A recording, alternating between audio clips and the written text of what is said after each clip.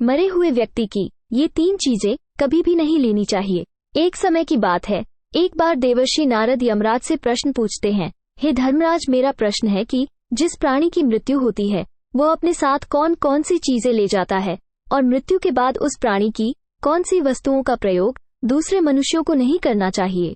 इस पर यमराज कहते हैं, हे देवर्षि, आपने उचित ही प्रश्न किया है। मानव जाति के कल्याण के लिए आपने जो प्रश्न पूछे हैं उसके उत्तर मैं आपको अवश्य बताऊंगा, किंतु इन प्रश्नों के उत्तर जानने के लिए मैं आपको एक अत्यंत ही पवित्र कथा सुनाता हूँ। इस कथा को सुनने पर आपको सभी प्रश्नों के उत्तर मिल जाएंगे। इस कथा को आप ध्यान से अवश्य सुने। इस कथा को जो भी मनुष्य ध्यान से सुनता है उसके मैं 30 अपराध क्षमा करता हूँ। फिर देवर्षि नारद कहते हैं, हे धर्मराज, ठीक है, मैं उस कथा को पूरे ध्यान से अवश्य सुनूंगा।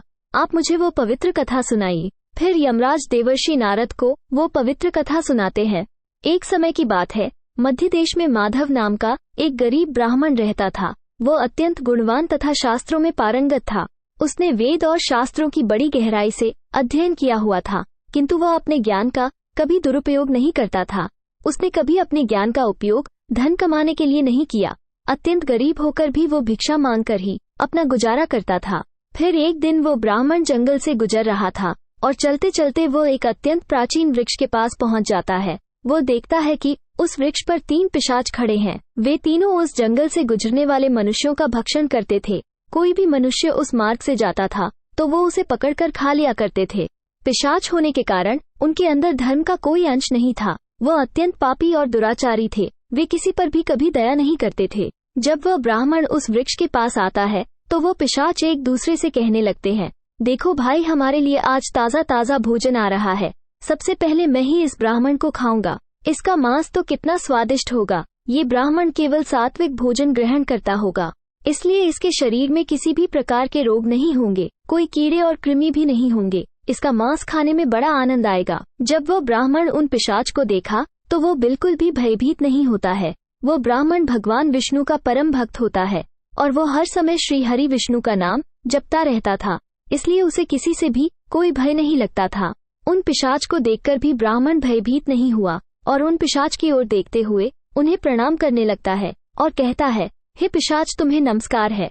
उस ब्राह्मण का ऐसा विचित्र व्यवहार देखकर पिशाच हैरान रह जाते हैं और उस ब्राह्मण से कहने लगते हैं, हे महात्मा, आप कौन हैं और इस वन में अकेले क्यों भटक रहे हैं? हम पिशाच को देखकर भी आपको जरा सा भी भय नहीं लगा। बड़े बड़े शूरवीर योद्धा भी हम पिशाच को देखकर थर थर कांपने लगते हैं। हमें देखकर डरकर भागने लगते हैं, किंतु आपके मन में किसी भी प्रकार का भय नहीं दिखाई पड़ रहा है। आपके सानिध्य में आने पर हमारी भूख भी समाप्त हो चुकी है। हम तो आपको भोजन समझकर प्रसन्न हो रहे थे और आपको खाने वाले थे। फिर वो ब्राह्मण कहता है, हे पिशाच, मुझे आपसे बिल्कुल भी भय नहीं लग रहा है, क्योंकि मैं जानता हूँ कि भगवान हमारे साथ है और उनकी इच्छा के बिना तो पेड़ का पत्ता तक नहीं हिलता। यदि मेरी मृत्यु आप पिशाच के द्वारा ही होनी है तो मुझे ये भी स्वीकार है। ईश्वर ने मेरे भाग्य में जो भी लिख दिया है वो मुझे मंजूर है। यदि मुझे खाने से आपकी तृप्ति होती है तो मैं इसे मेरा सौभाग्य समझूंगा।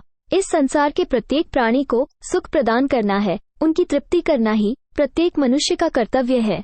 पिशाच भी ईश्वर द्वारा ही बनाए हुए हैं, इसलिए मैं आपकी निंदा भला कैसे कर सकता हूँ। ब्राह्मण के ऐसे वचन सुनकर सभी पिशाच आश्चर्यचकित हो जाते हैं और उस ब्राह्मण से कहने लगते हैं, हे ब्राह्मण देवता, आपके वचन अत्यंत सुंदर है, जिसे सुनकर ही हमारी तृप्ति हुई है। हम आपका भक्षण नहीं करेंगे।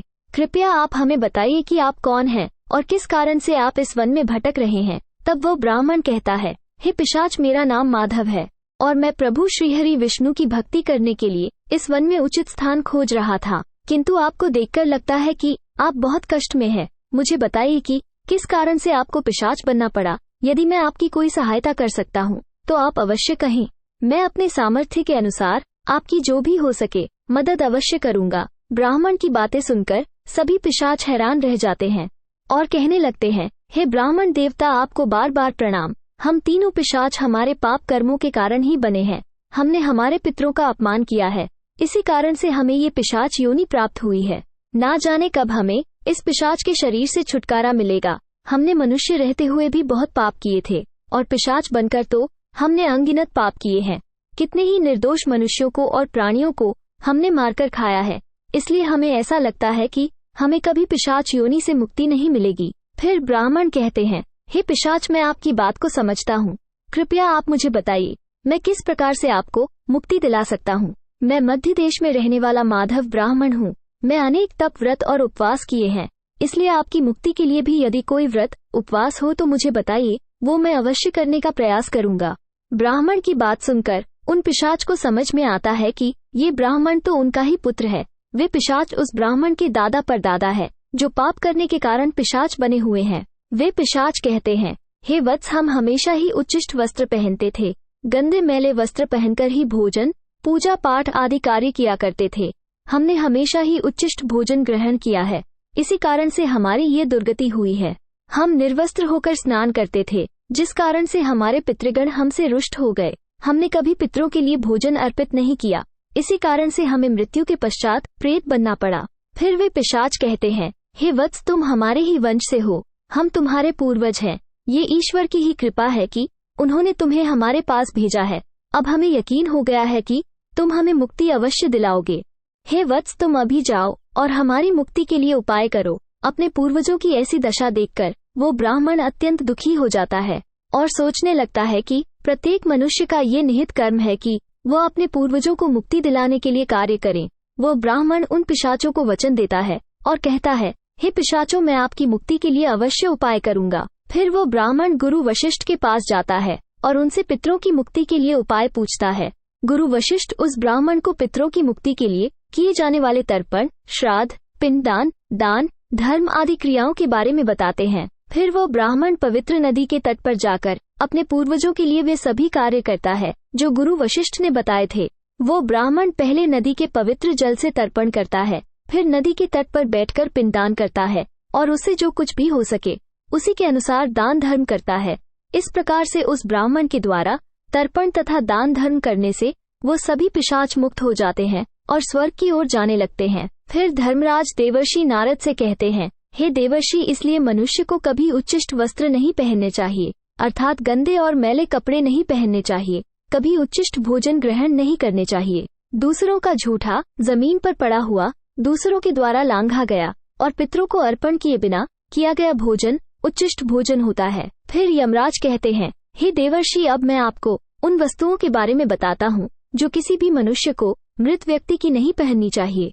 हे देवर्षि, मनुष्य इस संसार में जन्म लेकर कई भौतिक सुखों के मोह में पड़ जाता है। मृत्यु के बाद भी उसका उन वस्तुओं के प्रति मोह नहीं छूटता है। जब तक मनुष्य सांसारिक वस्तुओं का मोह त्याग करके संपूर्ण रूप से ईश्वर को अपना नहीं लेता, तब तक वो अलग अलग योनियों में जन्म लेकर पृथ्वी लोक पर ही भटकता रहता है। कभी कभी यह मोह इतना अधिक होता है कि वो मृत्यु के बाद भी इसी पृथ्वी लोक पर भ्रमण करता है, अर्थात वह प्रेत योनि धारण करता है।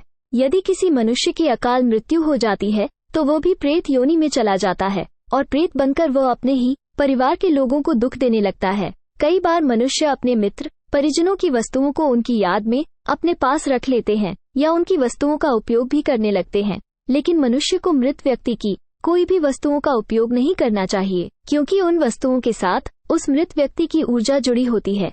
उस मृत व्यक्ति का उन वस्तुओं के प्रति मोह बहुत अधिक होने के कारण वो मृत्यु के बाद भी उन वस्तुओं से जुड़ा रहता है, और यदि कोई इन वस्तुओं का प्रयोग करता है तो उसे कई परेशानियों का सामना करना पड़ता है। वो मृत आत्मा उसे कई प्रकार से कष्ट देने लगती है। इसलिए किसी भी मनुष्य को मरे हुए व्यक्ति की चीजों का इस्तेमाल कभी नहीं करना चाहिए। मनुष्य चाहे तो उन वस्तुओं को संभाल कर अपने घर में रख सकते हैं अथवा उन चीजों को नदी के जल में प्रवाहित कर सकते हैं, लेकिन भूल से भी उसकी वस्तुओं का इस्तेमाल नहीं करना चाहिए। उस मृत आत्मा की शांति के लिए मनुष्य उस व्यक्ति की प्रिय वस्तुओं का दान करते हैं तो ये बहुत ही शुभ होता है। सबसे पहला वस्तु है मृत व्यक्ति के कपड़े। मृत व्यक्ति के कपड़ों का कभी भी इस्तेमाल नहीं करना चाहिए, उन्हें भूलकर भी पहनना नहीं चाहिए। ऐसा करने से मृत व्यक्ति की आत्मा उस व्यक्ति से जुड़ जाती है जो इनका इस्तेमाल करता है। मृत व्यक्ति की यादें उस व्यक्ति को सताने लग जाती है जो उनके कपड़ों का इस्तेमाल करता है, जिस कारण वो व्यक्ति मानसिक और शारीरिक रूप से कमजोर हो जाता है। उस व्यक्ति को अपने मित्र परिजन की ऊर्जा का एहसास भी होने लगता है। इसलिए मृत व्यक्ति के कपड़े कभी भी नहीं पहनना चाहिए। मृत व्यक्ति के कपड़े हमेशा दान कर देने चाहिए, जिससे उसकी आत्मा को शांति प्राप्त हो जाती है। दूसरी चीज है मृत व्यक्ति के गहने। मृत व्यक्ति के गहने भी उसके कपड़ों की तरह ही उसकी ऊर्जा के स्रोत होते हैं। मृत व्यक्ति का अपने गहनों से लगाव कपड़ों से भी कई गुना ज्यादा होता है। क्योंकि प्रत्येक व्यक्ति गहने को खुद को सुंदर प्रतीत करने के लिए पहनता है। लेकिन जब व्यक्ति की मृत्यु हो जाती है और उसके गहने कोई दूसरा व्यक्ति पहन लेता है, तब मृत व्यक्ति की आत्मा असहज महसूस करने लगती है। वो आत्मा उस व्यक्ति को परेशान करने लग जाती है।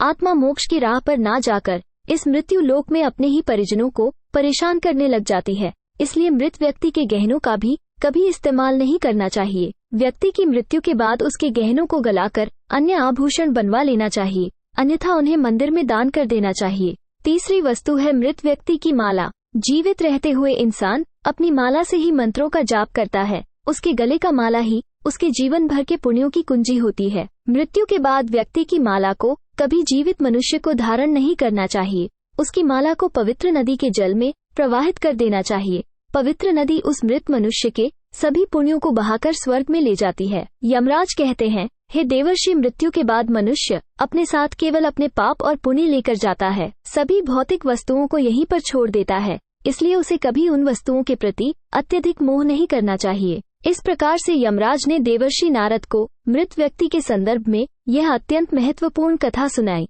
वीडियो अच्छी लगी हो तो लाइक, शेयर और ऐसे ही वीडियो को देखने के लिए हमारे चैनल को सब्सक्राइब जरूर करें। धन्यवाद।